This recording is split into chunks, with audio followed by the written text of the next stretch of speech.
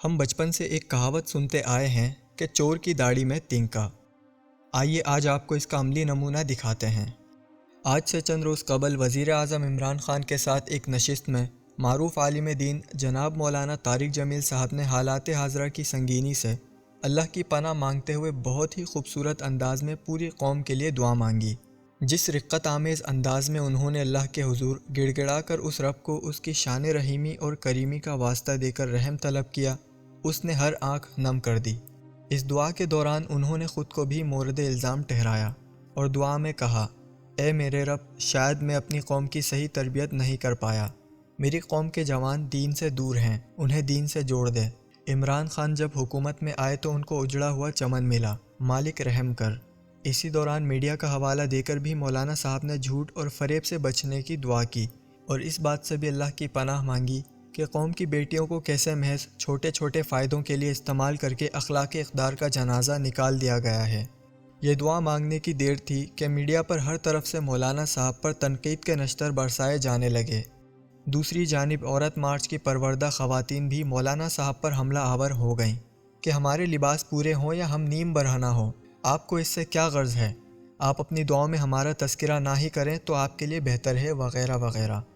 چند معروف قسم کے اینکر تو مولانا صاحب کی کردار کشی تک کرنے پر اتر آئے، جو شاید آپ کو بتاتے ہوئے مجھے شرم آئے اور سنتے ہوئے آپ کو۔ چند لوگ معترض تھے کہ آخر مولانا صاحب عمران خان کو کیوں ملنے آئے، اور چند اصحاب کو یہ شکوہ ستا رہا تھا کہ مولانا صاحب ابن الوقت ہیں، یہ تو نواز شریف اور پرویز مشرف کو بھی ملتے تھے۔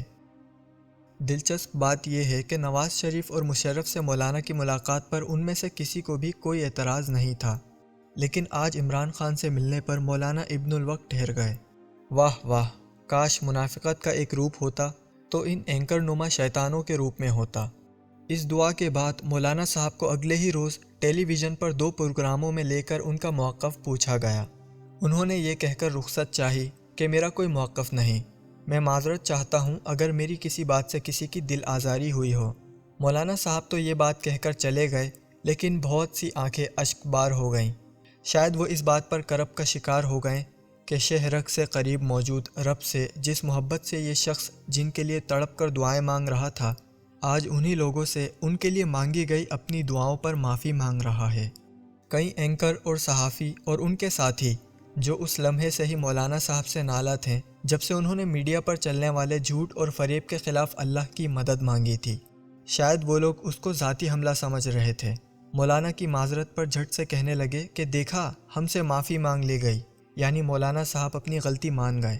بعض عوامی حلقوں کی رائے کے مطابق مولانا نے جس معاشرتی بگاڑ کی نشاندہی کی ہے تو بالکل بجا ہے۔ آج کا شریف انسان محض اس لیے پس رہا ہے کہ وہ شریف اور ایماندار ہے۔ جو لوگ جھوٹ، مکر و فریب اور رشوت سے غلط راستے ڈھونڈ کر مقتدر لوگوں سے ساز باز کر لیتے ہیں، وہ سائیکل سے ہوائی جہاز تک پہنچ جاتے ہیں۔ اس میں مرد بھی شامل ہیں اور خواتین بھی۔ جو خواتین اپنی حیا کا پاس رکھ کر محنت کر کے آگے بڑھنا چاہتی ہیں، ان کو نہ صرف زیادہ مشکلات کا سامنا کرنا پڑتا ہے، بلکہ بارہا یہ احساس بھی دلایا جاتا ہے کہ آپ کا مضبوط کردار آپ کی راہ کا سب سے بڑا کانٹا ہے۔ تاہم ہر کوئی ایک سا نہیں، چند لوگوں میں آج بھی خاندانی اقدار اور اچھی تربیت کا پاس ہے، لیکن میرٹ کا قتل عام بہرحال ایسے ہی ہو رہا ہے اور ہوتا رہے گا جب تک اس بگاڑ کو سدھارا نہیں جائے گا۔ مولانا صاحب نے معافی اس لیے نہیں مانگی کہ انہوں نے کچھ غلط کیا، بلکہ اس لیے کہ وہ کم عقل لوگوں سے بحث کر کے اس مقدس مہینے میں اپنا وقت دین کی خدمت پر صرف کرنا چاہتے ہیں، اور یہ کہ معافی تو دراصل ان کو مانگنی چاہیے جن کو آئینہ دیکھ کر خوف آ گیا تو اپنی اصلاح کے بجائے آئینہ توڑنے ہی چل دیے، خصوصاً ان کو جنہوں نے مولانا صاحب پر یہ بہتان تراشا کہ انہوں نے کرونا وائرس کے الزام خواتین کے ناکافی لباس کو ٹھہرایا ہے۔ پاکستان کی معزز خواتین کا کہنا ہے کہ ہم بحیثیت خواتین مولانا صاحب کا برملا شکریہ ادا کرنا چاہتی ہیں کہ انہوں نے جس دلیری کے ساتھ معاشرے کے اس فتنے کو بے نقاب کیا ہے، اگرچہ یہ لفافہ خور 2 ٹکے کے صحافی اور شیطان مافیا جتنا بھی زور لگا لیں، ہمیں خوشی ہے کہ ہم اس عوام کا حصہ ہیں جو مولانا صاحب کی محبتوں اور پرخلوص دعاؤں کی مقروض ہیں۔ جن مسائل کی نشاندہی آپ نے کی وہ ہمارے معاشرے میں بدرجہ اتم موجود ہیں، اور جو آپ پر ذاتی نوعیت کے حملے کر رہے ہیں ان میں بھی موجود ہیں۔ یہاں تو آئینہ دکھایا بھی نہیں اور برا بھی مان لیا۔ سچ کہتے ہیں کہ چور کی داڑھی میں تنکا۔ دوستوں، مزید اپڈیٹ کے لیے UCS TV کو سبسکرائب کریں اور بیل آئیکن دبائیے، اور اس ویڈیو کو لائک کرتے ہوئے اپنے جان پہچان کے لوگوں کے ساتھ بھی شیئر کیجیے۔